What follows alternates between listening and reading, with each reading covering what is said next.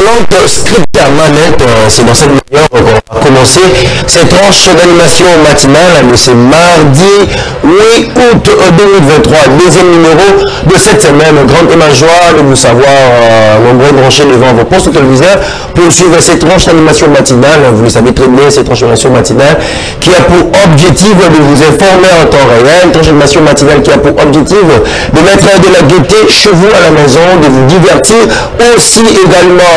C'est bien moi, votre humble serviteur, Djourou Adjol, Maroumou Tata, et à moi là. Je suis sûr que on va essayer de réfléchir ensemble avec vous sur un très bel sujet qu'on a choisi pour vous aujourd'hui, après le 9e jeu de la francophonie en RDC.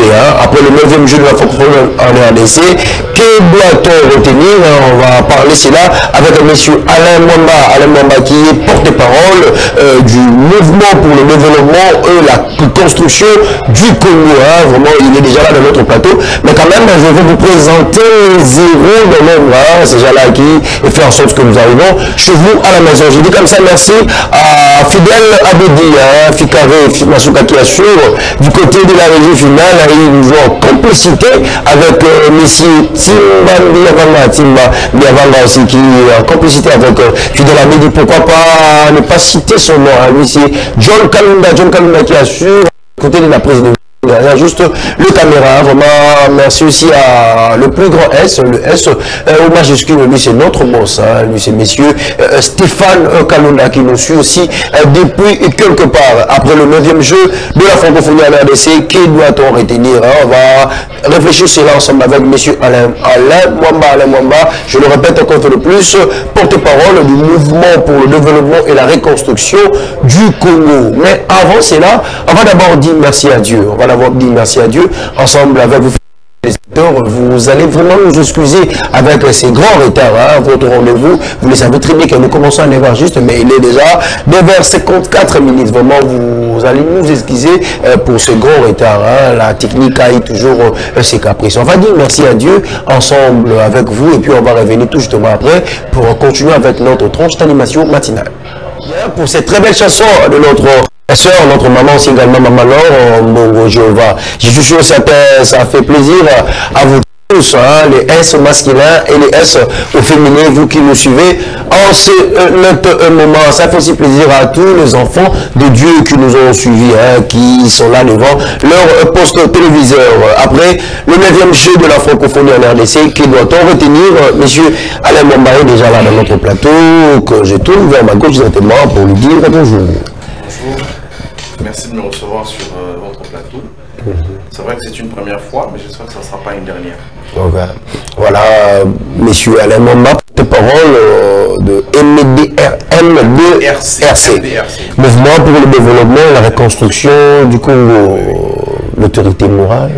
L'autorité morale, c'est Madame Antoinette Kipoulou, qui occupe actuellement les fonctions du ministre de la Formation professionnelle et métiers. Voilà, alors comment ça se passe là-bas?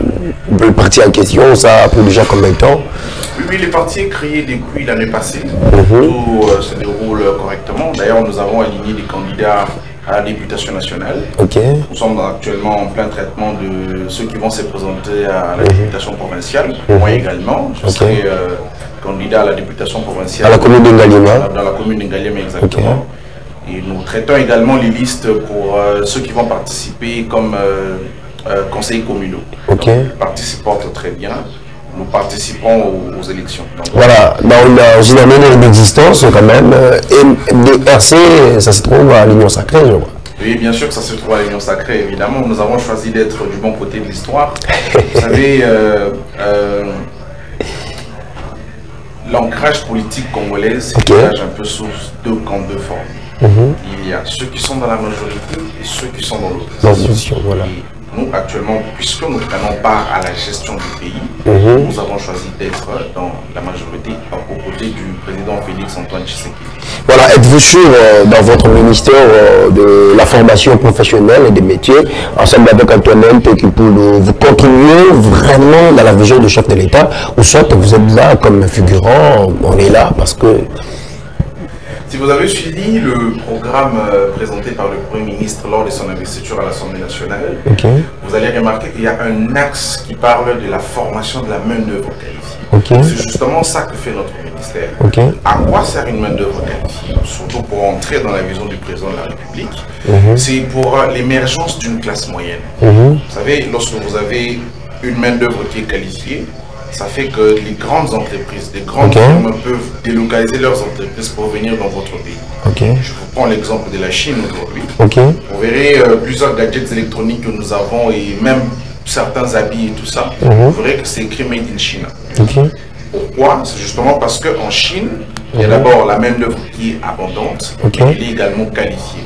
Alors, dans la vision du président de la République, c'est pour que nous puissions emboîter le même pas.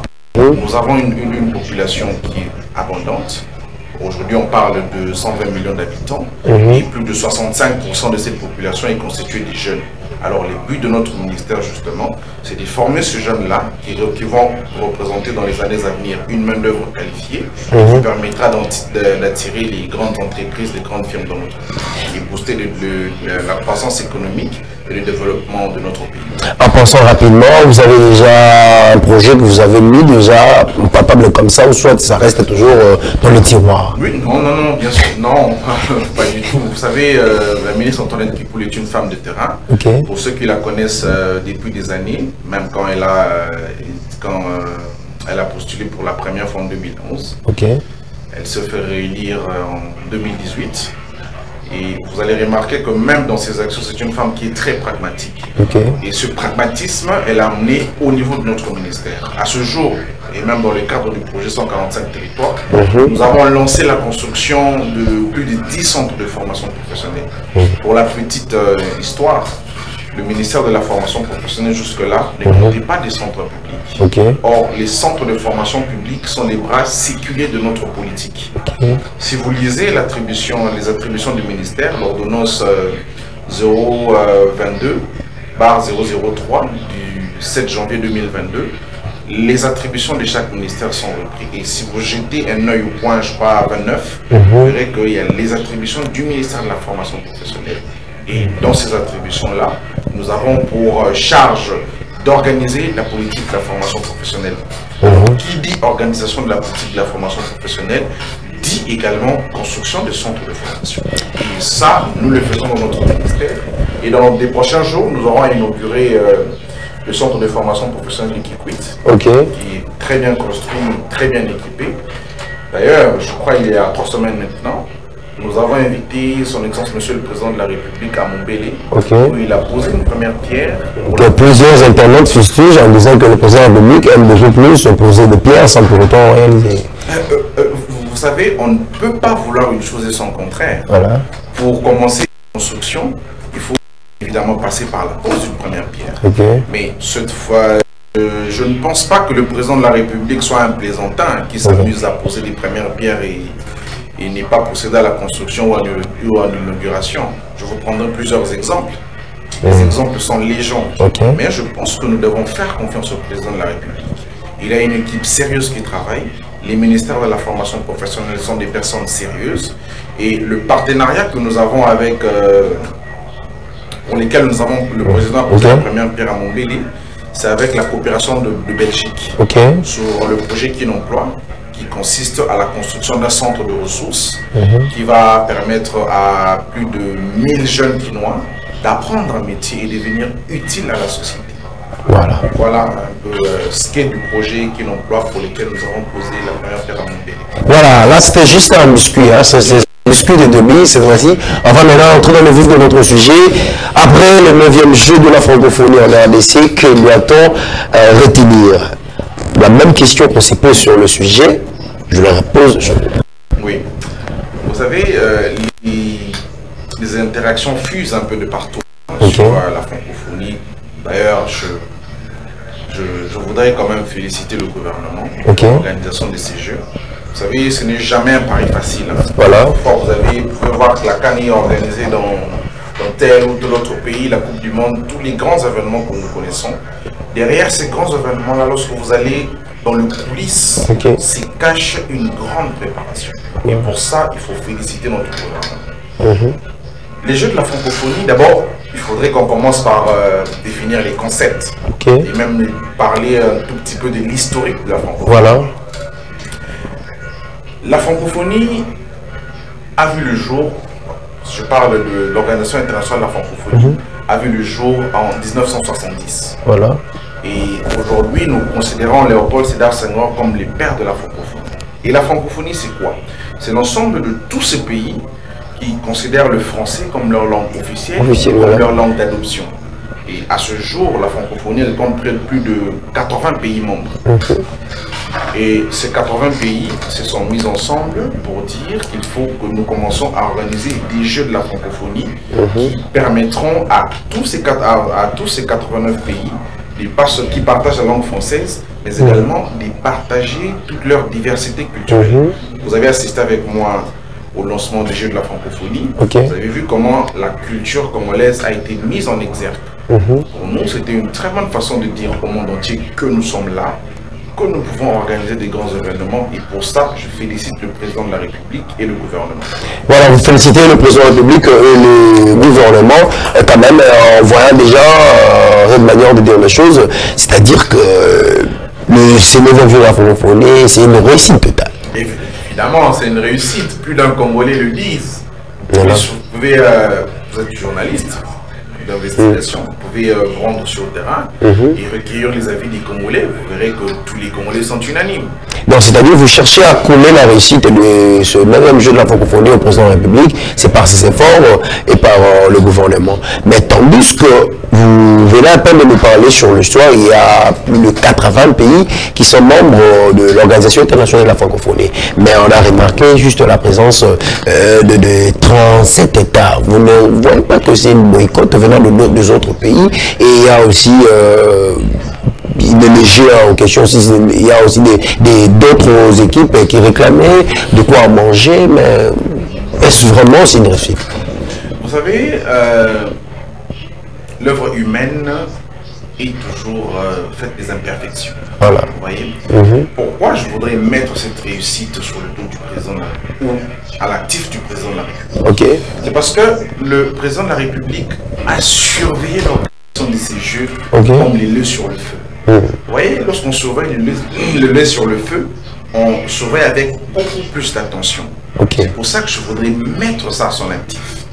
Le président de la République, on l'a vu durant l'organisation des Jeux, la préparation des infrastructures et tout ça, visiter tous les sites, je crois, chaque semaine, il faisait une descente pour vérifier le site. Ça prouve que nous avons quelqu'un de responsable à la tête du pays, qui a suivi de près l'organisation de ces Jeux. Et les résultats sont sans appel. Vous avez vu que les Jeux se sont très bien déroulés. Vous avez parlé de la personne qui avait... Mais la même personne est passée pour démentir ses propos. Pour dire que parfois, lorsqu'on est dans un restaurant, chacun a ses choix, chacun a ses préférences. Alors lorsque vous allez, il faut demander ce qui vous correspond. Vous voyez, je pense qu'elle a même apporté des corrections dans ce sens-là. C'est un sujet qui est déjà vidé et qui ne fait plus partie de la... Et maintenant, en parlant de ces 80 pays membres de l'OIF, mais il y a eu la participation juste de 37 États. Vous ne voyez pas que c'est un boycott venant de d'autres pays? Je ne pense pas que ce soit un boycott. Une négligence. Le monde entier, je vous prends un exemple, le monde entier compte plus de 180 pays. Mais à la Coupe du Monde, combien de pays participent? Que 32 pays qui participent. Vous n'allez pas me dire que tous ces autres pays-là boycottent la Coupe du Monde. Non, c'est un événement majeur. Et si un pays décide de ne pas venir, ce pays a ses propres raisons. Nous avons eu la présence du Canada, qui sont des grandes économies du monde. Nous avons eu la présence du Maroc, du Liban et tout ça. Donc c'est quelque chose d'encouragé.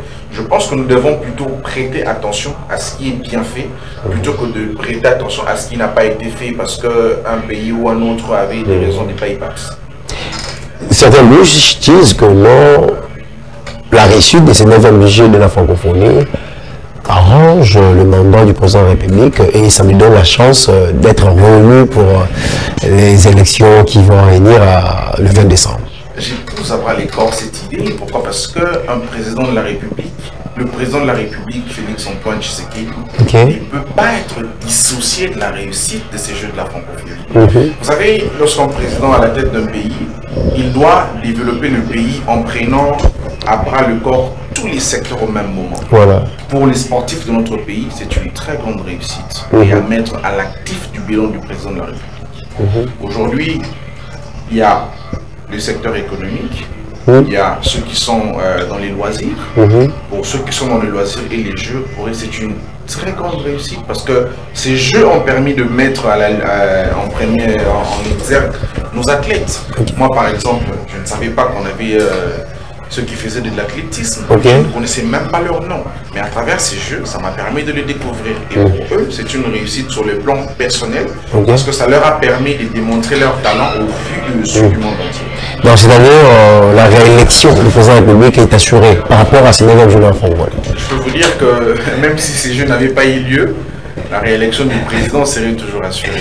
Parce qu'aujourd'hui, personnellement et franchement, si nous avons un débat sérieux, je pense en tout cas qu'au vu, le seul bémol que je dirais, malheureusement pour nous les Congolais, nous avons toujours, c'est vrai que c'est un indicateur, nous avons toujours tendance à voir le taux de change comme le seul indicatif de performance économique, alors que ce n'est pas ça. Il y a plusieurs indicateurs de performance. Aussi, lorsqu'il faut juger un président de la République sur son bilan, il ne faut pas, il faut juger sur ce qui a été accompli. Vous voyez, sur ce qui a été accompli. Parce que même dans les mondes entiers, le président de la République, on le juge sur base de ça. On ne peut pas juger un président de la République sur base de ce qu'il n'a pas accompli. Sinon, vous allez très mal percevoir le bilan de quelqu'un et faire une très mauvaise analyse et aboutir à des mauvaises conclusions. Et alors, le président farouche du président de la République et son camp, pour eux, de leur côté, ils disent que non, on lit que M. Félix Antoine Tshisekedi se concentre pour mettre la paix du côté de l'Est, et même se contente à faire porter des adeptes de médailles au stade de Marseille. Vous savez, mon frère, je vais vous dire une chose. Ces mêmes opposants, si les Jeux de la francophonie étaient un fiasco, je vous dis qu'ils allaient dire la même chose. Ils allaient dire, vous voyez, la personne qui est à la tête du pays, incapable d'organiser les Jeux de la francophonie. Écoutez, c'est un discours enrayé, les disques rayés. Aujourd'hui, la RDC, moi personnellement, j'ai vu d'autres Congolais être fiers pour une première fois. Ça n'a pas été pour vous une fierté que le monde entier ait les yeux braqués sur la RDC et que les choses se soient bien déroulées. C'est un motif de fierté. Le président de la République n'a pas abandonné l'Est du pays, pas du tout. La preuve, j'étais un œil au budget de notre pays. Vous verrez qu'il y a plus de 10% du budget accordé à l'armée. Donc c'est pour résoudre le problème d'insécurité à l'Est du pays. Tous les jours, nous compatissons avec les frères de l'Est qui subissent des injustices par le pays que nous connaissons bien et que nous avons bien identifié, le Rwanda. Nous continuerons à condamner cela. Et le président de la République n'est pas une personne qui fait les choses à moitié et que si ça ne dépendait que de ses propres efforts et pas des ennemis que nous avons même à l'intérieur et à l'extérieur du pays, je crois que la paix serait déjà revenue à l'Est du pays. Êtes-vous sûr que la francophonie a quand même ajouté de la visibilité de la République démocratique du Congo à l'extérieur, ou soit est-ce que la francophonie a porté quand même quelque chose dans le trésor public? Oui, je le pense évidemment. L'accès aux Jeux de la francophonie n'était pas gratuit. C'était pas gratuit, c'était payant. Justement, ça a permis à l'État de renflouer les caisses. Je ne suis pas du ministère des Finances. Peut-être un jour, lorsque vous recevrez un du ministère des Finances, on va vous donner des détails là-dessus. Mais ce qui est sûr, c'est que, vous avez vu, les stades étaient pleins. Les stades étaient pleins et quasiment tous les jours, il y avait affluence dans tous les sites où étaient organisés les différents concours de la francophonie. Et moi, par exemple, j'ai assisté à quelques matchs au stade Tata Raphaël et j'ai payé mon ticket avant d'avoir accès. Donc, les caisses de l'État ont certainement gagné là-dessus. Voilà, il y a une construction des infrastructures. Alors, êtes-vous sûr qu'il y aura une bonne politique de gestion? Parce que nous tous, nous savons, notre pays, comment les choses se déroulent. Après juste organisation, il y aura peut-être une... Êtes-vous sûr que non, il y aura vraiment une bonne politique de gestion? Vous savez, avant l'organisation de la francophonie, moi personnellement, j'avais des doutes. Parce que je me disais que c'était un grand événement. Si on n'avait jamais organisé un événement de cette ampleur. Mais le professionnalisme qui a été démontré dans l'organisation me permet de croire en la pérennisation des acquis des Jeux de la francophonie, notamment les infrastructures, le stade Tata Raphaël qui a même été rénové, le stade de Martyr, le stade de basket qui a été construit et tout ça. je crois et j'en appelle à ceux qui seront le gestionnaire permanent de ces infrastructures de veiller à ce que ces infrastructures se maintiennent les mêmes standards. Parce que vous savez, aujourd'hui, avant c'était quand même une honte de voir qu'en RDC, nous n'avons pas par exemple un terrain de basket ouvert. Alors que le standard international aujourd'hui exige à un pays d'avoir un terrain de basket ouvert afin d'organiser des grandes compétitions. Grande était ma joie de voir que, surtout lorsque vous voyez les photos, c'est vraiment impressionnant de se dire que, attendez, c'est en RDC que ça se passe. C'était vraiment un motif de fierté pour moi. Voilà, alors pendant ce jeu de la francophonie, évidemment, tu nous arranges rapidement déjà une transition, parce qu'on commence déjà petit à petit à arriver à la fin de cette animation matinale, parce qu'on a commencé en retard. Finalement, les téléspectateurs, je le répète encore, vous allez vraiment nous excuser. Alors, monsieur Alain Mwamba, on a remarqué pendant ce 9e jeu de la francophonie des embouteillages par-ci par-là. Quand même, je suis sûr certain, ça a donné l'idée au président de la République ensemble avec son gouvernement. Oui, oui, bien sûr. Vous savez, en fait, les embouteillages ne sont pas une invention congolaise. Dans tous les pays du monde, il existe des embouteillages lors de l'organisation des grands événements. Je vais vous donner un exemple. J'ai eu la petite chance l'année passée, lorsque le match Paris Saint-Germain, Real de Madrid s'est joué à Santiago Bernabéu, le match retour. C'était l'année passée, oui, l'année passée. Je veux faire une estimation des distances. Le stade du Real Madrid se trouve quasiment au centre-ville de Madrid. Et pour accéder au centre-ville de Madrid, les véhicules étaient par exemple obligés de se garer. Vous prenez le stade de Martyr. Pendant le stade de Martyr, les véhicules étaient obligés de se garer comme à Kitambo Magasin. Oui, à Kitambo Magasin, et prendre le métro, les RER pour arriver jusqu'au stade. Vous voyez. Donc les embouteillages, ce sont des faits normaux. Il y a des gens qui ont des véhicules, Kinshasa a beaucoup de véhicules. Et maintenant, la responsabilité de l'État maintenant, c'est de pouvoir créer les différentes routes secondaires. Vous savez, c'est là que lorsque on organise de grands événements comme ça, on peut déceler certaines failles. Et je crois que les autorités prendront à bras les corps ce problème. Voilà, avant d'aller à la transition, la réussite de ce 9e jeu de la francophonie, ça peut être aussi un discours de l'union sacrée. Oui, bien sûr, évidemment. Pour chercher à être voté avec vos partis politiques aussi de MDRC. Oui, évidemment. Vous savez, le sport est les moyens par excellence de réunir tout un peuple. Le stade a chanté à l'unisson. Je ne veux pas revenir sur tous les chants qui ont été scandés au stade. Mais le stade a chanté à l'unisson la réélection du président de la République. Ça prouve que d'une certaine manière ou d'une certaine façon, le peuple s'est dit que voilà une personne en qui nous pouvons faire confiance. Mais il ne faut pas oublier. Cette personne a réussi d'assurer l'organisation des jeux importants. Ces jeux qui permettent de vendre l'image de la RDC. Ces jeux qui permettent de mettre la RDC au premier plan. Ces jeux ont même servi les tribunes pour dénoncer encore une fois l'agression dont nous faisons part de la part du Rwanda. À mettre à l'actif du président de la République, et ça peut servir de discours pour ceux qui se retrouvent en termes de loisirs et sport. Mais vous avez parlé du chant, mais il y a aussi quelques groupes de supporters ou de la population standée que le taux de dollar président équitable. C'est ce que j'ai dit, il n'y a jamais de gestion parfaite. Il n'y a jamais de gestion parfaite. Le seul bémol, comme vous l'avez dit, c'est le taux du dollar. Mais le président et le gouvernement, ils travaillent tous les jours. La Banque centrale récemment a injecté 150 millions dans une politique qu'on appelle d'open market, c'est justement pour essayer de régler ces tensions inflationnistes. Je suis convaincu que le gouvernement y arrivera. Faisons confiance au président de la République. Faisons confiance aux institutions et au Premier ministre. Voilà, finalement, on prend la transition. C'est très sage. La manière de répondre de monsieur Alain Mwamba. On prend la transition et puis on revient juste après pour se séparer avec vous, fidèles et même le téléspectateur de la SPDA TV3. Le 9e jour de la francophonie, qui va en compte.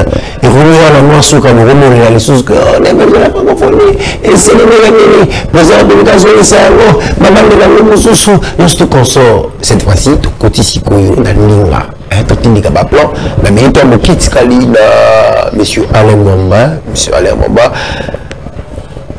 bakolema li basepeli, la photo le bango, et Sikoyo na ko metuna motuna, na ngambo na bino ya union sacrée, en même temps na MDRC. Discours beaucoup utilisé. Est-ce que vous êtes sûr aussi la MDRC na bateau pour aligner pour gagner l'élection personnellement yo na commune d'Angalima? Merci d'abord pour la question, qui est très pertinente. J'ai déjà jusque-là participé au processus de 2011 et de 2018. 2011 et 2018. Pas seulement en tant que candidat, mais en tant que membre et même directeur de campagne d'un des grands candidats. Je vais taire le nom. Vous savez, dans la campagne électorale, il y a des réalités. Et moi, pour ma part, je n'ai jamais considéré comme s'il y avait des grands candidats ou des personnes qui avaient gagné à l'avance. Vous savez, je ne veux pas narrozong à l'élection il y a 2018 parce que l'actuel président de la République, dans l'imaginaire de Banagi, pour s'imaginer que l'opposition est occupée pour le pouvoir. Mais il se fait que le président de la République, Félix Antoine Tshisekedi, est à Longa qui n'a pas pour 2018. Peu importe la manière. Non, la seule manière et la seule personne où on a habilité pour prononcer résultat, va prononcer qui résultat. Contesté par personne. Contesté par personne avec des preuves. La CENI Moutou Azan a pouvoir prononcer le résultat, à prononcer qui va résultat. Cour constitutionnel Moutou Azan a pouvoir à Kataki Nikambo. Donc il n'y a aucun doute, c'est sans équivoque. Le président Félix Antoine Tshisekedi a gagné l'élection en 2018. Qu'en est-il des candidats au plus auto-alignés?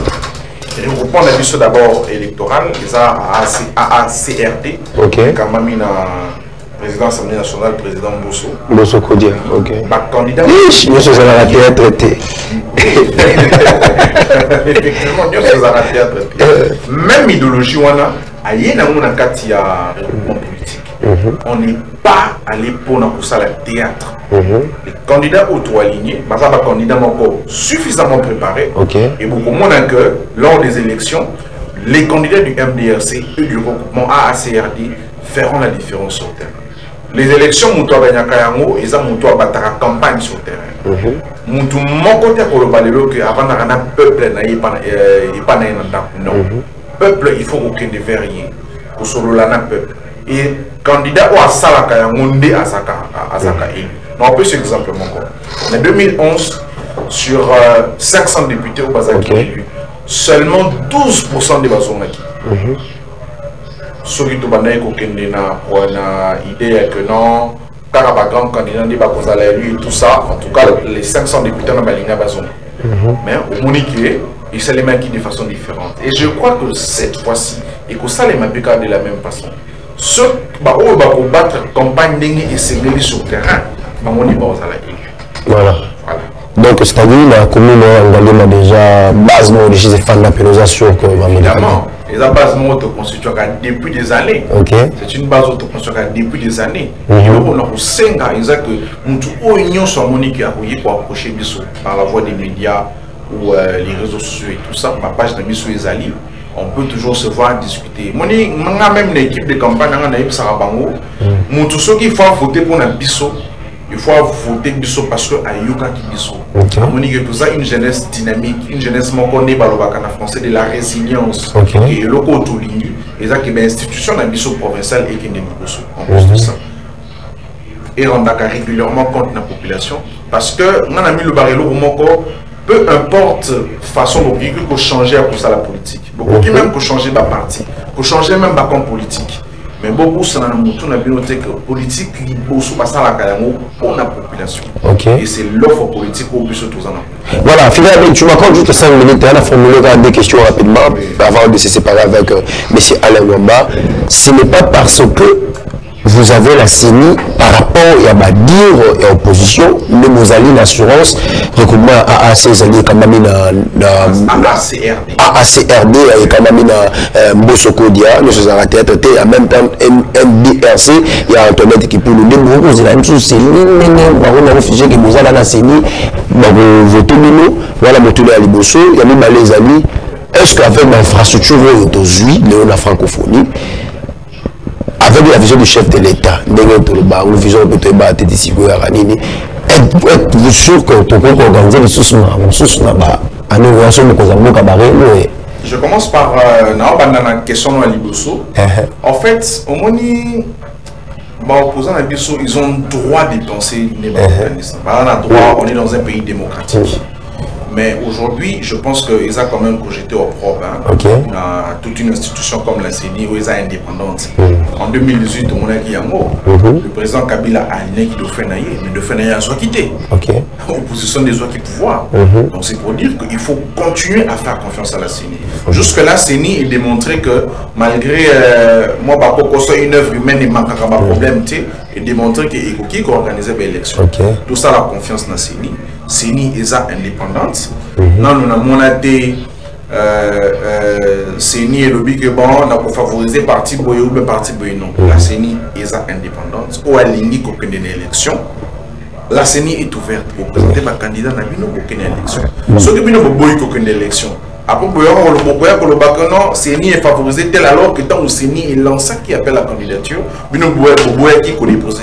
Est-ce que vous allez étonner qu'en 2024, majorité, ils n'arrivent pas président Tshisekedi?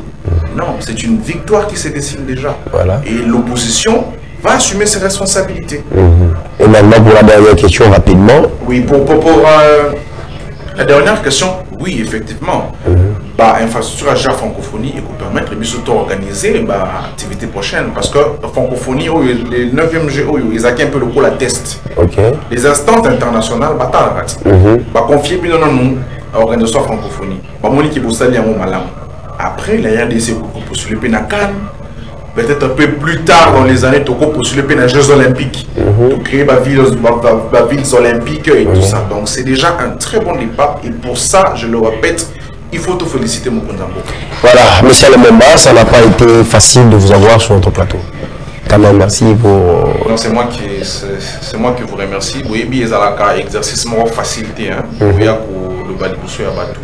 Zambé a sali moins effort pour l'observation en bonne santé. Il y a un mot de répondre vraiment à l'invitation. C'est moi qui vous remercie pour l'invitation et j'espère que ça ne sera pas une dernière fois. Voilà, merci. Ça m'est fini pour aujourd'hui. Ça a été toujours un grand plaisir de vous tenir compagnie. Moi, votre humble serviteur, Djourou Adjon, Nakoumou Tata, Père Moromoto, Tindigi, ma plan, là, Neko, Alain, vous allez porter-parole. Il y a un mouvement pour le développement et la reconstruction du Congo, partition et à autorité morale, Antoinette Kimpolo. J'ai dit comme ça, merci à Fidel Média, c'est lui qui a sur le côté de la régie finale, en complicité avec Tim Bambiavanga, John Kaluna qui a sur le côté de la régie finale. Après, c'est le 9e jour de la francophonie. Que doit-on retenir? Que doit-on retenir? Vous tous, vous avez remarqué dans quelle manière, dans quel angle on a choisi de réfléchir ensemble aujourd'hui avec monsieur Alain Mwamba. Mais quand même, vous allez encore faire plaisir de nous excuser parce que tout le monde au fond là, téléphone dans le cadre, on a vraiment commencé à rétablir sur certains. Demain déjà mercredi, dans un mariage, je vais te mettre ça pour un ami. Donc, au revoir.